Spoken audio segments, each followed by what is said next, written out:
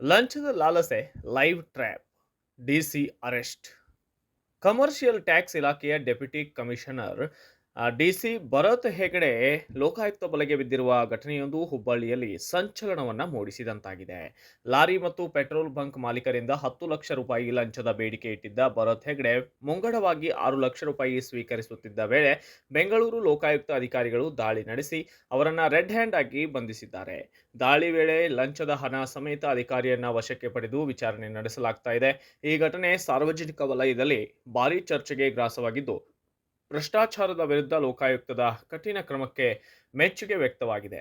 Bureau report, Kannada Janasri news, Hubballi.